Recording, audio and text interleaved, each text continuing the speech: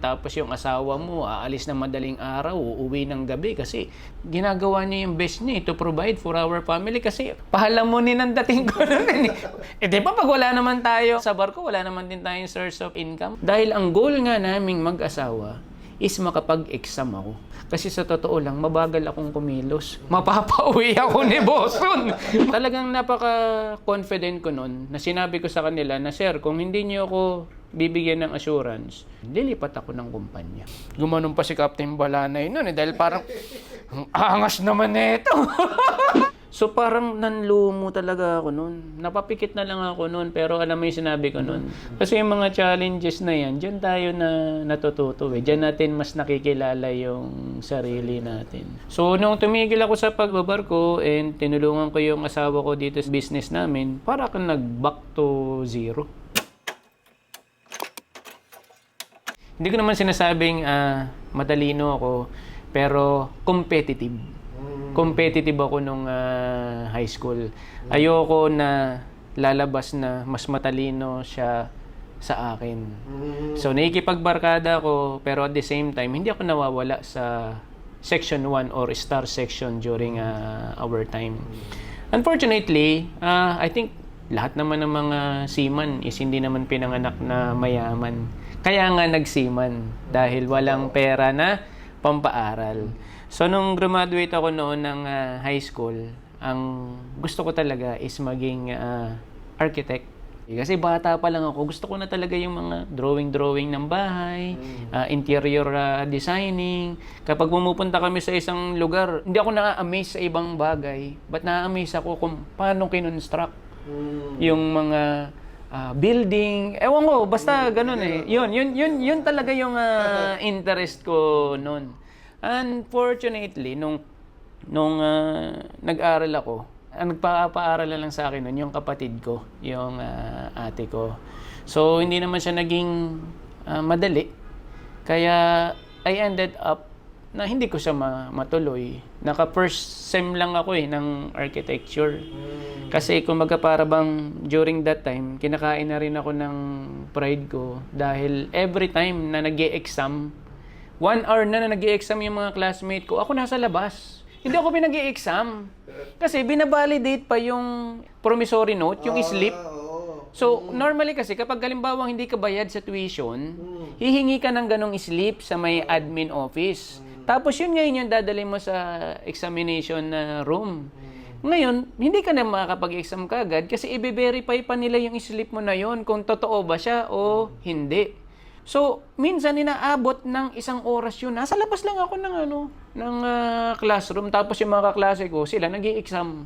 So, pagkatapos na 1 oras na na-validate na okay na, tsaka lang ako ngayon na papasok. So, naging ganun siya hanggang sa matapos ko yung first sem, and then naawa ako dun sa may kapatid ko. Nasabi ko na, first sem pa lang, hikaos na kami. Tapos nagiging pabigat pa ako sa kapatid ko. Nagtrabaho ako sa mga kamag-anak. Tapos yung isang pinasukan ko is yung lending company. So pumupunta kami sa iba't ibang provinces para magpautang. Pero simula pa naman kasi nung bata, para bang I always see myself as a successful person. Competitive nga ako eh. Yun nga lang, kung paano ko gagawin yun, hindi ko rin siya makita. Pero alam ko na I will be successful. Kaya nung nalaman ko na merong eskwelahan na pwede akong mag-aral nang hindi ako nagbabayad ng tuition, tapos makakatanggap pa ako ng allowance, doon ako pumasok. Pero wala sa bokabularyo ko ang pagsisiman. Ni isang beses hindi talaga pumasok sa isip ko na magiging seaman ako or maging kapitan ako ng barko. Basta alam ko lang magiging successful ako. And matatawa ka nga eh. Pagsampa ko ng barko, iniisip ko pa rin na mag-iipon lang ako tapos mag-aaral ako ng architecture. Yun talaga yung gusto ko. Oo, sa totoo lang, yun talaga yung pangarap ko. Grabe. Awa ng Diyos, di ko naman nagawa. To be honest, pagka-graduate ko nun, hindi ko pinursu ang pagbabarko eh. Coast Guard ang pinili ko. Hindi ko na ma-explain kasi medyo confidential siya. Napilitan ako ngayong sumakay muna for 1 year sa barko habang inaantay ko yung application ko sa Coast Guard. Blessing in disguise na rin na nagkaroon ako ng anak, nagkaroon ng need.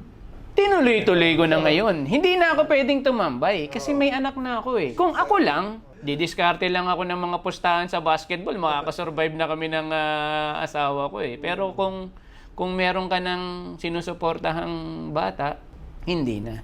So lahat ng mga pangarap ko na yon, kinalimutan ko na. Kinalimutan ko na yung architecture. So nag-focus ako sa family ko. So para bang nag-iba yung points of view ko. So nung pag-graduate nun, pinasasakay ako ng kumpanya ng kadete. Gusto ko sumakay OS. Kasi nga may anak na ako eh. Hindi magkakasya yung sahod na $315 sa pangangailangan ng asawa ko and ng anak ko. So pinagbigyan ko sila, sakay ako ng isang contract ng kadete, so bali pangalawa na yun. Umuwi ako, pinag-i-exam ako ngayon ng kumpanya. Sinabi ko na kaagad na, "Sir, pasensya na po, pero hindi ko po kayang mag-exam because of financial reasons." Ayaw nilang maniwala, pinilit pa rin nila na mag-exam ako, di pinilit ko. Sinubukan ko pa rin. Pero ang hirap kasi na na mag-review, na alam mong meron kang pinapakain tapos yung asawa mo aalis na madaling araw, uuwi ng gabi kasi talagang ginagawa niya yung best niya to provide for our family kasi ako nun kumbaga para bang pahalamunin ang dating ko nun di ba pag wala naman tayong sa barko, wala naman din tayong source of income unless official ka na pwede ka magturo sa mga training center, pero kapag nagsisimula ka lang, wala pa. Nakiusap ako sa office namin na, "Sir, pakiusap na po. 1 taon lang.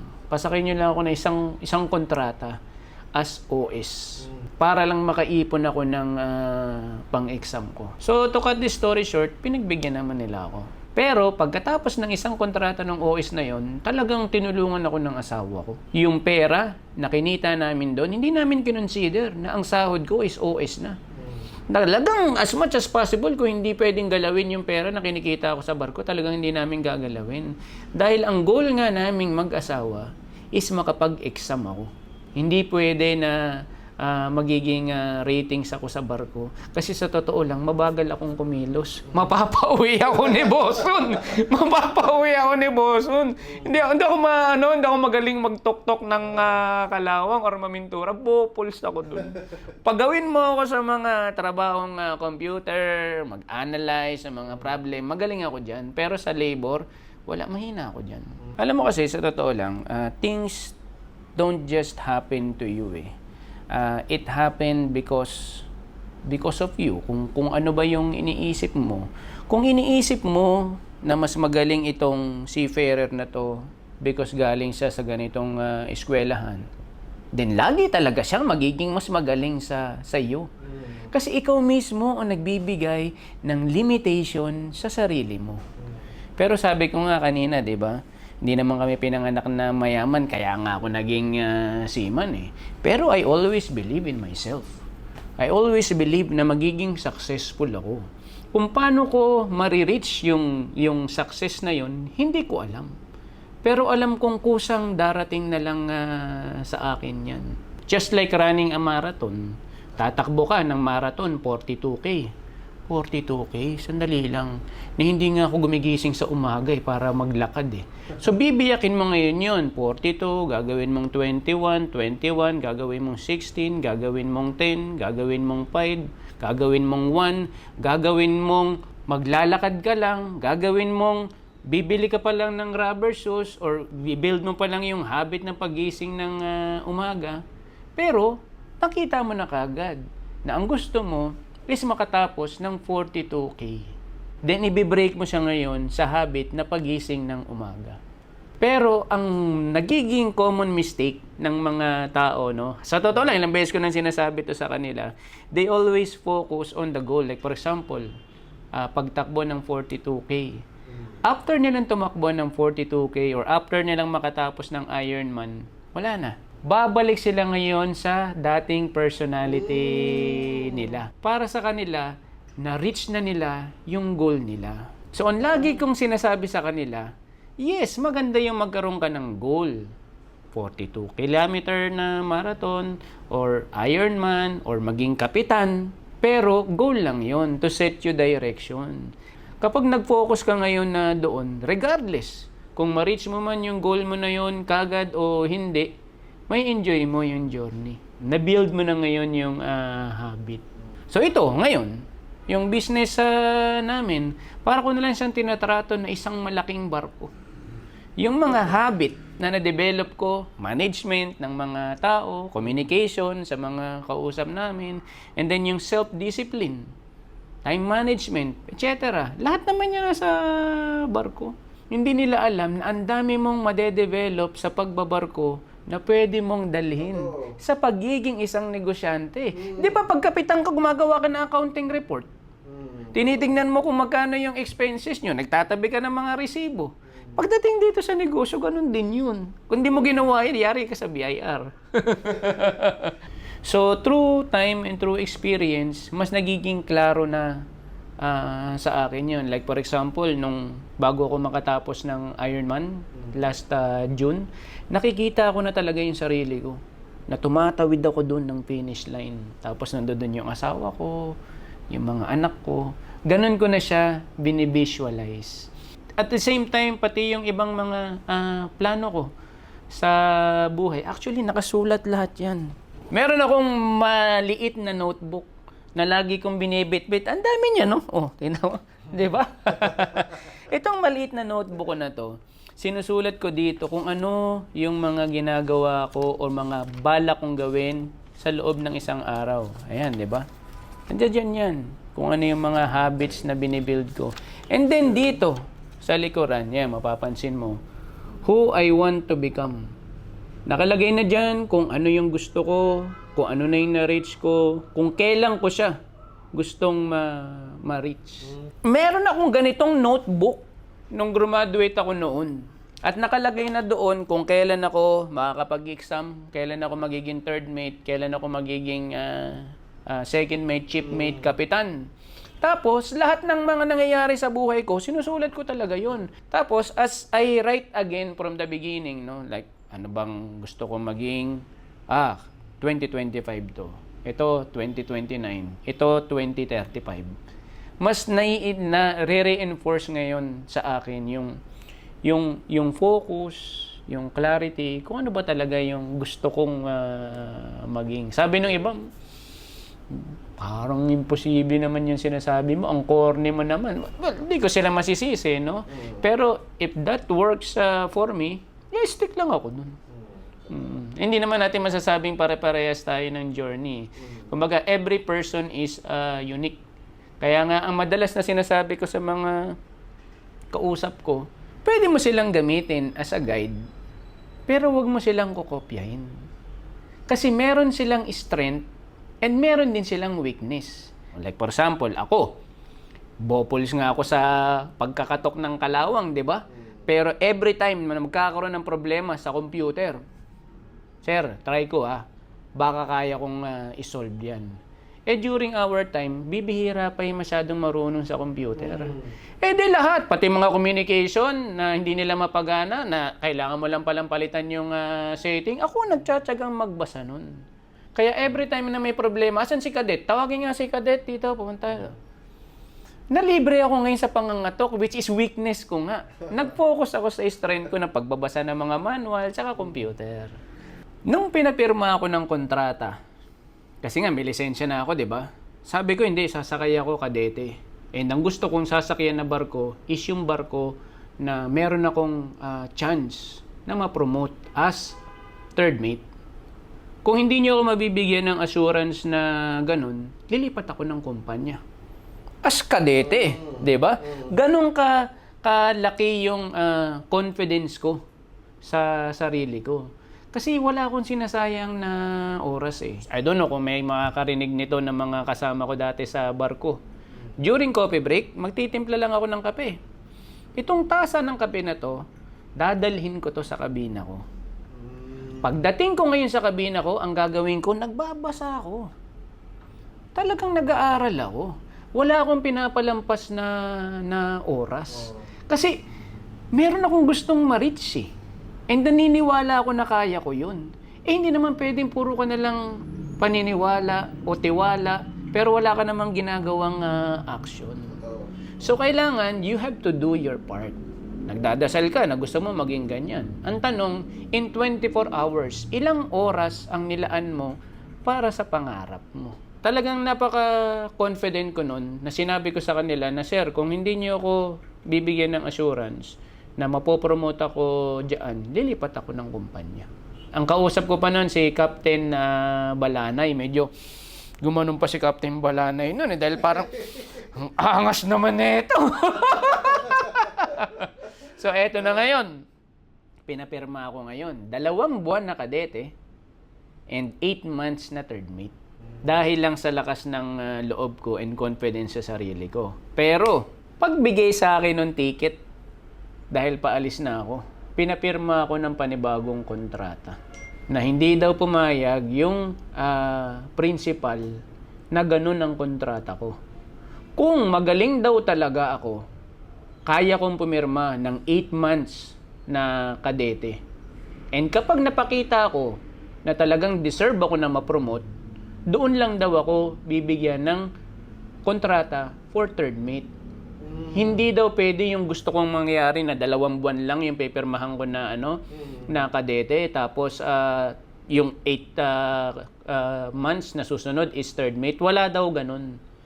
So parang nanlumo talaga ako nun. Napapikit na lang ako nun, pero alam mo yung sinabi ko nun, nagdasal ako. Tapos sabi ko, Lord, hindi naman ako nawawalan ng pag-asa. Ever since, simula pagkabata, alam ko na meron kayong magandang plano sa akin. Nandito na to, hindi ko na-atrasan to. Kasi siyempre, may asawa at anak ako eh. Kailangan ko na rin kumita kahit nasabihin mong kadete lang. Sinampahan ko. Pumirma ako ng contract ng kadete. Pero sinabi ko na sa asawa ko, after nitong contract na to, kapag hindi ako mapopromote dito, lipat ako ng kumpanya. Kasi ayoko nung ganun. Kumbaga meron na tayong agreement eh. Nagtiwala na ako sa sinasabi mo. Tapos biglang on the last minute, bigla mong papalitan yung usapan natin. Ayoko nung ganun. Kung mali ako. Pero kung ang usapan natin is ganyan, we will stick kung ano yung napag-usapan natin. So yun, sumakay ako ng barko, tapos ganun pa rin. Every morning, bago kumain, bago matulog, dasal. Tapos yun, nakikita ko yung sarili ko na mapopromote ako doon. Eto na ngayon na nakakatawa. Yung barko namin, yung sister ship namin, na involved sa explosion. Hot work nang hindi sumunod sa company policy. May mga shore personnel na namatay. So ending, yung fleet ng barko nilipat ng ibang management. Yung may prior agreement na mapopromote ako ng third mate sa ibang management. So sabi ko, naku po, lalo yatang lumabo yung promotion ko. So sabi ko, isang sign na yun, di ba? Pero hindi pa rin. Sige pa rin. Dasal pa rin. Tiwala pa rin sa Diyos tsaka sa sarili na mapopromote ako. Ganun pa rin. Eto naman sumunod. Yung third mate na nandoon, napauwi na talaga. Kaya nga 2 months lang yung contract ko nakadete. Nag-file ng extension. Sabi ko, naku naman talaga. Sabi ko, hindi. Kaya pa din yan. Nagkakatok ako ngayon dun sa may pupa. Tinawag ako ngayon kasi may problema sa computer. Hindi makapagpadala ng email si Kapitan. Sabi ko, pagkakataon ka na to. May nagawa kasi akong sulat nun eh. Sinulat kamay ko lang. Na sinabi ko na ang gusto ko sa kontrata na to is ma-promote ako na third mate. Talagang gumawa ako ng sulat na ganun kay Kapitan. Ang Kapitan namin hindi Pilipino, Ruso. Oo. Kumbaga para bang makita niya talaga yung interest ko na gusto kong ma-promote. Ayoko kasing iaasa lang sa kumpanya eh. Talagang ako mismo yung gumagawa ng para sa ika-uunlad ko ba. So binigay ko ngayon doon. Tapos binasa ni Kapitan, ganyan. Okay, ganyan. Kaya lang, nag-extend si third mate eh. Pero sige lang, tingnan natin. Tinabi lang niya yung sulat. Habang ginagawa ko ngayon yung email ni Kapitan, kasi nga hindi siya makapagpadala eh. Sabi ko, kailangan maayos ko to para may pogi points ako kay Kapitan. Mas luminaw yung promotion ko. Kaya lang nagkanda leche-leche. Hindi ko naayos. Hindi ko naayos. Kamot ulo na lang ako. Sabi ko, ano ba naman to, Lord? Sunod-sunod naman. Pero sabi ko, hindi pa rin ako mawawalan ng pag-asa. Gagawin ko pa rin kung ano yung ginagawa ko. Lagi pa rin ako nagdadasal. Tapos lagi ko pa rin iniisip na talagang kaya ko yun. Ma-acquire ko yung promotion na gusto ko. Isang beses na pinatawag ako ni Kapitan. Simula ngayon, kalagi mo nang kasama si third mate. Pinasa ko na yung yung letter mo. And they are very grateful na ganun ka-confident. So pag uwi ni third mate, ikaw na yung papalit na third mate. Tapos yun, parang kinikilabutan pa ako. Parang naalala ko pa kasi yung feeling. Alam mo yun, yung para bang lahat na is pinapakita sa'yo na hindi mo kaya or hindi mo magagawa yun. Pero dahil lang sa pagdadasal, faith in God, and then yung tiwala sa sarili mo. Tapos ginagawa mo naman kasi talaga kung ano yung kaya mong gawin eh. Bibigay din talaga sa'yo. Awa ng Diyos, lahat ng mga sinulat ko na date doon, lahat yun na natupad. Maliban lang nung mapopromote na ako na kapitan. Kasi during that time, nawala ako sa wisyo. Para bang naging sobrang confident na ako sa sarili ko. Parang tinuruan din ako ng Diyos doon. So marami ako na natutunan doon. Na-humble talaga ako doon. Hindi naman din ikaw magiging exempted eh sa mga problema kahit nasabihin mo pang araw-araw kang nagsisimba. Kasi yung mga challenges na yan, dyan tayo na natututo eh. Dyan natin mas nakikilala yung sarili natin.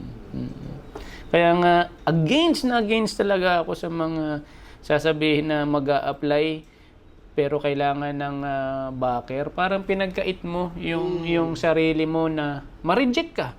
Kasi hindi ka nag-review. Nag-review ko nga, mali yung ni-review mo. Sumagot ka nga, hindi mo naman na-deliver ng maayos yung sagot mo. Alam mo, pero hindi ka marunong magsalita ng English. So hindi rin nakita na talagang competent ka or karapat-dapat ka para doon sa may kumpanya na yun. So, rejection after rejection, doon mo mas may improve yung sarili mo. Kung halimbawang nakapasok ka lang doon sa kumpanya because meron kang backer, hindi mo nadaanan yung tamang journey. Hindi ba? Pero I'm not saying na pag may backer ka, hindi ka magaling. Magaling ka pa rin. Oo, meron lang nawawalang mga opportunity to learn and grow. Diba? Kaya nga yung iba, pagsampa ng barko, ilang taon lang, quit. Kasi nung nasa barko na sila, doon na nila na-realize ngayon na hindi pala madali yung pagbabarko. Pero yung mga walang backer, talagang nagiging kapitan, chief engineer yung mga yan. Mga nagiging superintendent. Kasi talagang dumaan sa butas ng karayom. Well, I'm nothing against naman sa pagnenegosyo o sa pagre-retiro nila ng maaga. Kasi kung halimbawang yun talaga yung nakikita mo sa sarili mo, bakit kailangan mo pang antayin na maging kapitan o chief engineer ka? Pwede ka namang magnegosyo kahit na hindi ka opisyal. Di ba? Yung isang kaibigan natin, si Joel, yung nagbigay nitong tasa na to, oiler yun. Tumigil sa pagbabarko, nag-focus sa business. Pero hindi naman din kasi ganun kadali. Kumbaga, in order for you to get something, you have to sacrifice something. So, unang-una, sinacrifice ko yung time ko sa family ko. Yung mga birthday ng mga anak ko, Pasko, talagang pinalampas ko yan. Kasi ano bang goal mo? Ang goal mo is maging second mate ka sa ganitong taon. Hindi ka naman pwede maging second mate doon na meron kang ibang priorities. Siguro yung iba nagiging successful sa ganong way, pero ako kasi hindi. Just like for example, nung nag-full Ironman ako, talagang nakiusap ako sa asawa ko, baby, ikaw munang bahala sa may business natin. So talagang yung focus is very important. And dapat clear talaga kung ano ba talagang gusto mong mangyari. So nagkaroon lang ako ng delay nga noon nung nung timeline ko para sa kapitan, kasi na-addict ako sa casino. Yes. So, ako, pinakwento ko din yan sa iba na hindi naman din ako perfecto. Sometimes na napapabarkada ako o napapakaibigan ako sa mga maling tao na during that few contracts, ang galawan ng mga tao is magkasino na magkasino eh. So nung una hindi ko na-appreciate yun. Lalabas lang ako, inom ng konti, balik ng barko. Eh sinabi nila kapag nandun ka sa casino, libre din yung alak. Totoo nga naman. O di punta lang ako doon, bili ng palit ng chips, ganyan, tapos inom ng konti, tapos uwi na. Hanggang sa bandang huli na, sige nga, taya na nga ako. Hanggang sa'yo na. Dire-diretso na yun. Dire-diretso. Nawalan na ako ngayon ng focus. And I think isa sa mga hindi nakikita ng tao kung bakit wala silang focus is yung lack of sleep. Chipmate ako nun eh. Busy na ako sa cargo operation. Pagtapos ng cargo operation, natapos ko yung mga papeles, kahit nasabihin mo pang alas 3 ng madaling araw, yan, lalabas ako niyan. Para lang maglaro ng casino. Tapos noon, pagdating ng alas 8, kailangan gising ka na kasi mamonitor mo yung pinapatrabaho ni Kapitan. So talagang yung lack of sleep, nasira yung ko noon. Yung lahat ng mga na-build ko na magagandang habits, pagbabasa ng libro, pagising ng umaga, pagiging structured, time management, lahat yun na nawala. And then sunod-sunod na bad habits yung na-build ko, pag-inom, sugal, pati na rin yung pambababae. Yun, lahat yun talagang napagdaanan ko. But then, nung na-realize ko na hindi ito yung gusto kong buhay, may mga pangyayari din noon na talagang na-humbled talaga ako. Para bang ni-remind ako ni Lord na hindi ka namang dati ganyan So, talagang kung ano-anong mga problema yung dumating sa buhay namin noon. May mga time pa noon na iniwan ko yung barko just to be with my wife. Para lang ipakita sa kanya na mawala ng lahat, wag lang ikaw. So, uwi ako noon, walang kapalit. Pero diyan ka naman matutuwa sa company namin. Because they value me as Marlon Katakis. Alam nila na ang tao talaga is hindi perpekto. Meron at meron talaga yung pagdadaanan sa buhay. Ngayon, yung tao ba is binavalue mo lang because he is good? O binavalue mo siya whether maganda yung ginagawa niya o nakagawa siya ng mali? So during that time, nakagawa ako ng mali. Kaya iniwan ko yung barko. Tapos matutuwa ka pa. Hindi ako pinagbayad ng pamasahe doon, di ba? Habang nasa bakasyon ako, binigyan ako ng trabaho. At habang nagtatrabaho ako sa loob ng opisina namin, alam mo kung sino mga kasama ko noon? Mga general manager. Sinasama nila ako. Lunch, kapihan, ganyan. Tapos kinakausap nila ako na, Lon, kamusta na yung problema mo? Yung ganyan. Nandoon, na-build yung yung mentorship. Na-build yung relationship ko sa my company, and I'm very thankful. And that is one of the reason also bakit hindi ako umalis ng kumpanya namin. Hindi ko tinignan yung sahod na mataas na sa iba, hindi. Eh dito, pag dumating yung mga anak ko, kilala niya yan. Kilala niya na to. Dahil lagi nila yung na-meet. So nung naayos ko na yung buhay ko, na-realize ko na kung ano yung mga mali ko, yun. Bumalik ulit ako. Tinry ko uling i-build yung mga magagandang habits. Pero may mga challenges pa rin. And nagpapasalamat ako, like for example, dun sa last na crewing manager ko na yun na talagang nag-push para ma-promote ako na kapitan. Si Captain Marlon Messina. Marlon din yun eh. Oo. So siya yung nag-push. Sinabi rin niya talaga sa mga counterpart namin na Indian na kung hindi nyo ibibigyan ng promotion itong taong to, hahayaan na namin itong lumipat. Kasi ganun kasi talaga dapat eh. Kailangan titignan mo yung value ng isang tao. Huwag mo siyang gamitin as parang laruan. Tignan mo siya as a person. Kasi kung hindi mo ibibigay yung chance or yung opportunity para mag-grow yung tao, ano mangyayari sa kanya? Baka hindi mo mamalayan, ang tanda na pala niya na ratings, na kung binigyan mo ng opportunity, isa pala siya sa mga magagaling mong kapitan. So, yung grupo namin nun sa may B-ships, ganun yun. Kaya ang dami namin nung na-promote na kapitan, chief engineer. Naging successful naman mostly lahat doon. Unfortunately, lahat nga lang tayo is empleyado. Nung may mga pumasok na ibang investor sa company namin, pinalitan nila yung sistema, marami na mga hindi nagustuhan, lumipat na ngayon yung iba sa iba't ibang mga kumpanya. Pero still, I'm grateful pa rin. Sabi ko, ngayon pa ba ako lilipat? Ang tagal ko na dito. Hindi, dito na lang ako magre-retiro. So, nung tumigil ako sa pagbabarko and tinulungan ko yung asawa ko dito sa may business namin, para kang nag-back to zero. Kasi hindi naman tayo negosyante. Meron tayong mga na-develop na skills sa barko na pwede nating i-apply dito sa lupa. Pero marami pa ring mga challenges. Pero ang lagi ko sinasabi sa sarili ko noon, I am starting or going back, starting from zero, but not with experience, but with faith in Jesus. So yung mga nangyari na yon sa akin, parang mas lalo kong na palapit sa Diyos. Ang masasabi ko lang kasi is sometimes ang daming dumarating sa buhay natin na akala mo pasan mo na yung daigdig. Pero lahat pala yon meron na reason behind. So hanggang ngayon, ang dami pa rin naming mga challenges, pero nangingiti na lang kami o natatawa na lang kami ng asawa ko. Ano na naman kaya yung pwede nating matutunan dito? Diyos ko, Lord! Kumbaga para bang pag nagdadasal ka, ang daming mga opportunity na dumarating. Sabi nga nung misis ko, nakwento niya nun, nagdadasal daw siya, tatawa na lang siya sa sarili niya eh. Lord, thank you very much sa maraming opportunity. Pero pwede ba sa susunod, pera naman? Hindi ba? Ayun nga lang, hindi naman din kasi darating sa iyo yung pera ng ganun-ganun lang eh. Yung money will come as an opportunity. Tapos darating na lang yung pera. Huwag yung takbuhan yung problema.